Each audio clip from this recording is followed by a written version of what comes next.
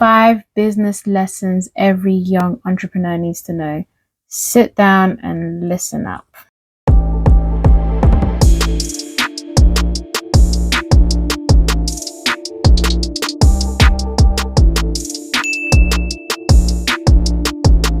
Like I said, I have 5 lessons that every young entrepreneur needs to know.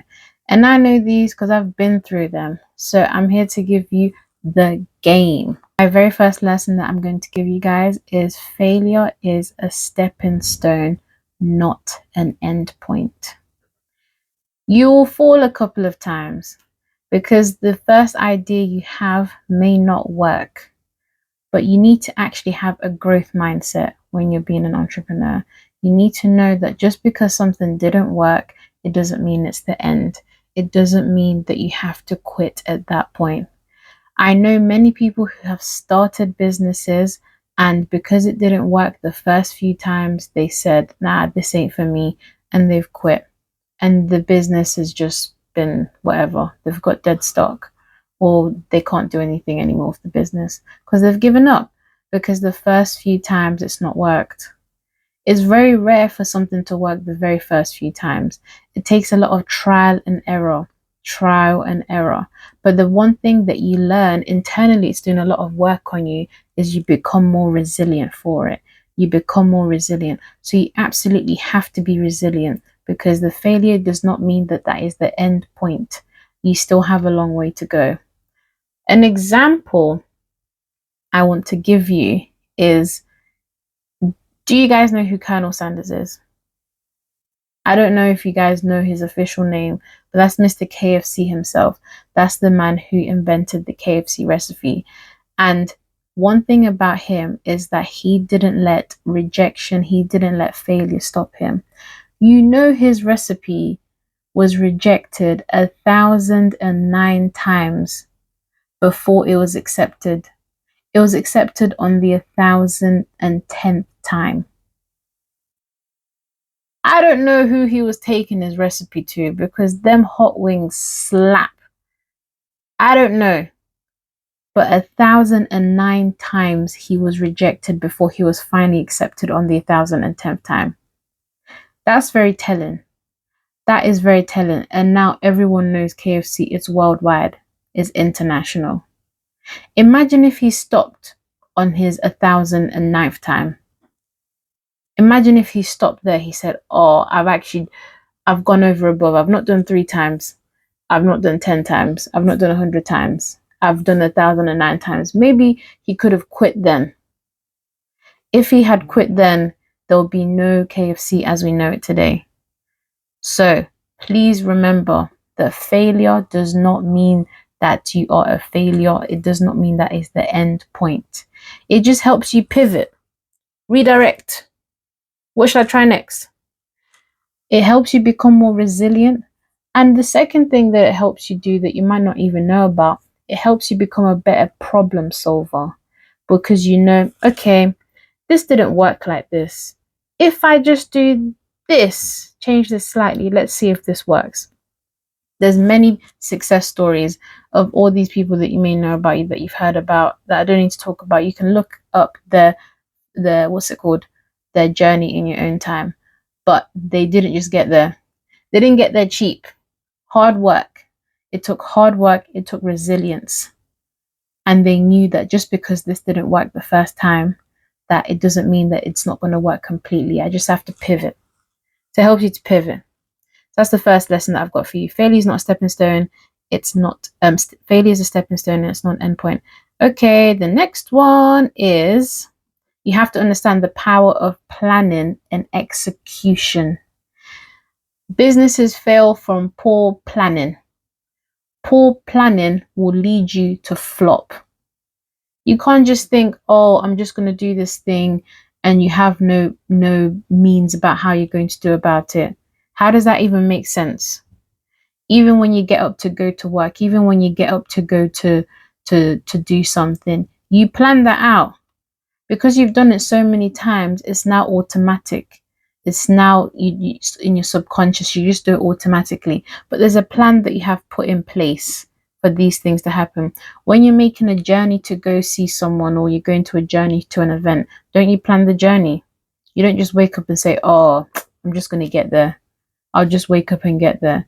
When you're catching your flights, that's the day you plan the best. That's the day you are at the airport at 4 a.m. in the morning when your flight is at 2 p.m. in the afternoon.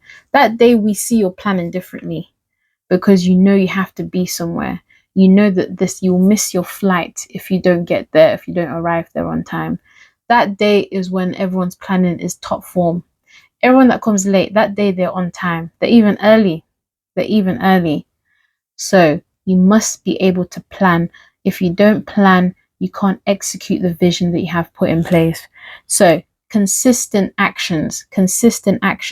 If you have a goal in mind, make small actions that can lead you to this goal. You can't just jump like this. You have to take small, achievable, consistent actions that can get you to execute the vision that you have in mind. So number 2, your vision. This is what you have to do. You have to plan. The third one, this is very, very, very important. Very, very, very important. All of them are important, but this one is very important. Please surround yourself in the right environment. The right environment is key. Maybe within your friendship group, you're the only one who has the entrepreneurial spirit, who wants to do business. And now you're pushing all your friends, guys, we must do business together. They might not want to do business. They might just be happy with the 9 to 5, and there's nothing wrong with that as well. There is absolutely nothing wrong with that. I always say not everyone can be a business person, because we need some employees, don't we? We need some. If everyone was a business person, who's working for who? Some people are very happy and content with their 9 to 5, and there is nothing wrong with that. Don't start to make your friends think that they're not going to be anything or do anything with their lives because they don't want to do business. No. But surround yourself with the right environment, the right people who are pushing for the same idea, the same goal. Because your environment is so important. You have no idea. The people that you surround yourself with can make or break you, can literally make or break you. Have you not heard about people that get arrested by association? Just by associating with the person that did the crime, that's bad enough for them to get locked up. Does that not tell you something? Your environment is so, so, so important. Surround yourself with entrepreneurs. Get yourself mentors who are where you want to be. Get yourself into groups where you see other entrepreneurs that are doing similar things. You need to be in the right environment, because that can shape your mindset. That can shape your mentality. That will help you go far. You thinking that you can do business solo, me, myself, and I, that's not getting you anywhere, love. I'll tell you that for free. That'll get you so far because you only know so far. Be around people who are aspiring for the same things, like-minded people who are aspiring for the same things. You don't know the growth that you will get. You have no idea the growth that you will get. And be okay and be content with letting some people go. If they're not aligning to the vision, I'm not saying lock off people because they're not being entrepreneurs. That's not what I'm saying. But if people are being negative, they're not bringing anything positive towards your life, and you're pushing and you're destined for greatness, and you're just moving dead weight. You're just dragging people to somewhere where they don't want to be. Don't do that. It's okay to let people go if they're not aligning to be the things that you're attaining to be, and they're just actually now becoming dead weight. Then it's okay, and be content. Be content with letting people go. It's not a bad thing. It's not a bad thing. It just means you're not aligning anymore. And that's okay. That's how life goes. That is how life goes. You've probably seen as the years go, your friendship group gets smaller. You probably started off with 100 friends.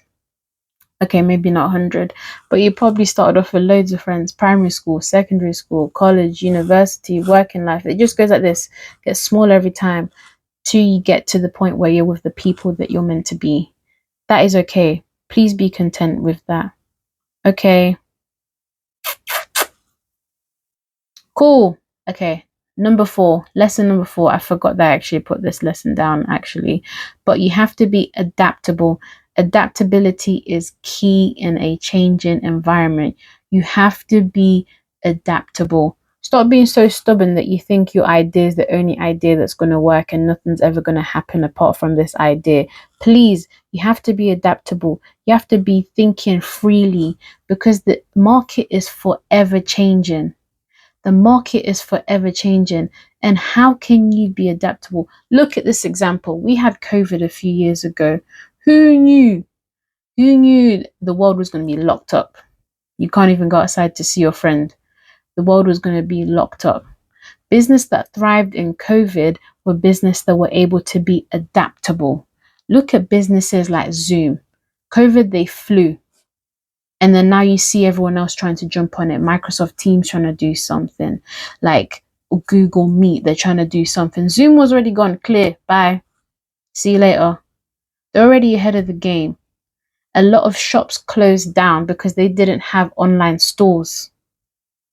So people couldn't shop online for their favorite items because the shop didn't think to have an online store because they think, oh no, people will come to my store. They won't ever think about going online because people want the shopping experience, whatever the excuse may be that they didn't get an online store. Look at them. Look at them. Even fashion, the fashion industry, you see how it changed during COVID. You see how a lot of people started to make their own masks. A lot of different people started to make their own masks and it thrived because that was a need in the changing market and they were able to adapt to it. Don't think that you have to be like this forever. Like this is my idea. I have to stay with this idea. My idea can't change. It's the best idea in the world. No one else can do.